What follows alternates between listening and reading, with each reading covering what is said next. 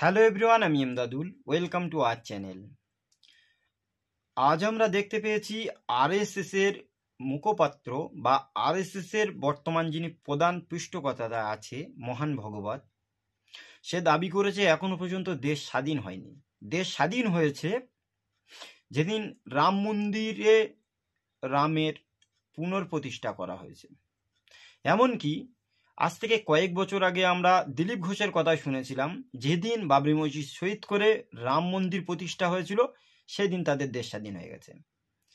এই বিজেপি ঘনিষ্ঠ একজন অভিনেত্রী যার নাম হচ্ছে কঙ্গনা রানাওয়াত, তার কথা আমরা শুনেছিলাম। সে বলছিল এখনো পর্যন্ত দেশ স্বাধীন হয়নি।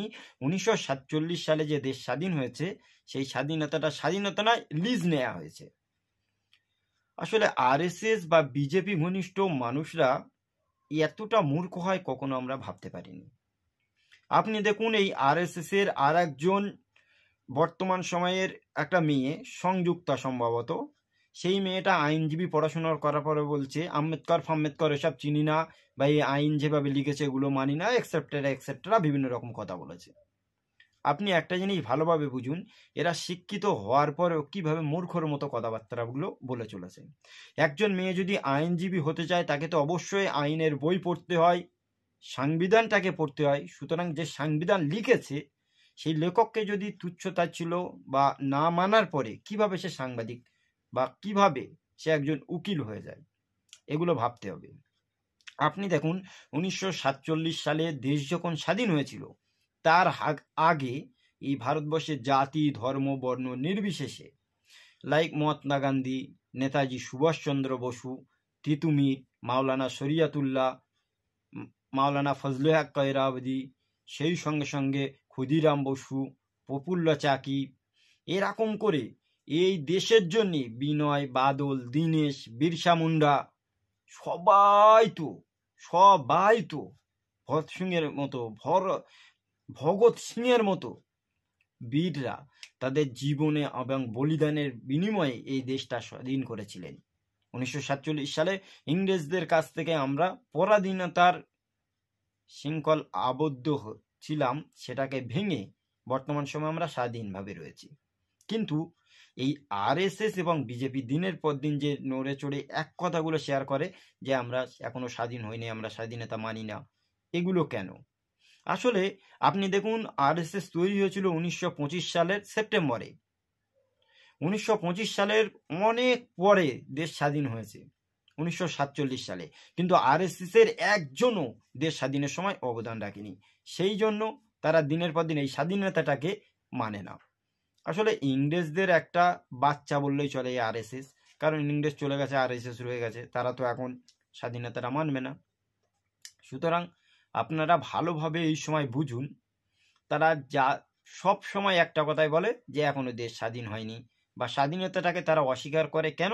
তাদের পূর্বপুরুষ বা তাদের এই আরএসএস এর শাখা সংগঠন বা সংগঠনের কোনো কেউ স্বাধীনতা সংগ্রামে কোনো রকম অবদান রাখেনি বলে তারা সেটাকে অস্বীকার করে। সুতরাং আমরা ভালো করে জানি 1947 সালের 15ই আগস্ট জাতি ধর্ম বর্ণ নির্বিশেষে তাদের আত্মত্যাগ, তাদের বলিদান, তাদের জীবন, এইগুলোর বিনিময়ে এ দেশ স্বাধীন হয়েছে। হ্যাঁ, আমরা 15ই আগস্টে স্বাধীনতার পতাকা তুলি। এমনকি আমরা জানি স্বাধীনতার দিনে লাল কেল্লায় সর্বপ্রথম বর্তমান সময়ে স্বাধীনতার পতাকা ওড়ান প্রধানমন্ত্রী নরেন্দ্র মোদী। কিন্তু সেই নরেন্দ্র মোদীর একজন খুব শুভাকাঙ্ক্ষী মোহন ভাগবত আরএসএস এর বর্তমান সময় দায়িত্বে আছে, সে এখনো পর্যন্ত মানে না যে 15ই আগস্ট স্বাধীনতা সংগ্রাম হয়েছে। অথচ প্রধানমন্ত্রী নরেন্দ্র মোদী তিনি এখানে লালকেল্লায় পতাকা উড়িয়ে দেয়। আর একটা দেখুন, আমরা জানি প্রজাতন্ত্র দিনের দিনে সর্বপ্রথম লালকেল্লায় পতাকা উত্তোলন করে সেও প্রধানমন্ত্রী বর্তমান সময়ে করে। কিন্তু তাদের যারা পৃষ্ঠপোষকতায় আছে, সেই মোহন ভাগবত, কঙ্গনা রানাওয়াত, দিলীপ ঘোষ, এরা কিন্তু 1947 সাল এসবগুলো মানে না যে দেশ স্বাধীন হয়নি। তাহলে একটা জিনিস ভাবতে হবে, তারা এই বারংবার এক কথা কেন বলছে, তাদের কি স্ট্র্যাটেজি আছে, তাদের কি পলিসি আছে? আসলে ওই যে বললাম, তাদের কোনো রকমভাবে দেশ স্বাধীনে কোনো অবদান নেই।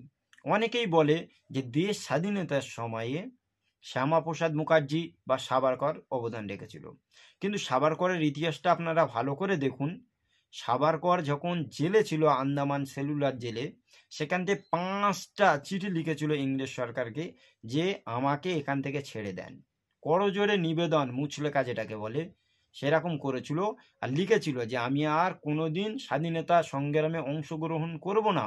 যারা অংশগ্রহণ করবে আমি ইংরেজ সরকারকে বলে দেবো যে কারা কারা স্বাধীনতার জন্য আন্দোলন করছে। সুতরাং এ থেকে তো পুরো পরিষ্কার হয়ে যায় যে সাভারকর কখনো দেশের স্বাধীনতা সংগ্রামে অংশগ্রহণ করেনি বা অবদানই রাখেনি। উল্টো সাইডে শ্যামাপ্রসাদ মুখার্জি, তিনি যখন কলকাতা বিশ্ববিদ্যালয়ের উপাচার্য ছিলেন, সেই সময় আমরা দেখেছি কি ইংল্যান্ডের পতাকা কলকাতা বিশ্ববিদ্যালয়ের সামনে টাঙিয়ে ছাত্রদেরকে সেখানে স্যালুট দিতে বলেছিলেন এই শ্যামাপ্রসাদ মুখার্জি। দুজন ছাত্র বলেছিল আমরা ইংরেজদের এই পতাকাকে কখনো স্যালুট করব না, তাদেরকে কলেজ থেকে সাসপেন্ড করা হয়, এমনকি চাবুক মারার আদেশ দিয়েছিল এই শ্যামাপ্রসাদ মুখার্জি। সুতরাং এ তো পরিষ্কার হয়ে গেল যে আরএসএস 1925 সালে তৈরি হওয়ার পরেও 1947 সালে কোনো রকম অবদান রাখেনি। এমনকি আমরা এখন বহু কিছু দেখতে পাবো। সুতরাং সকালে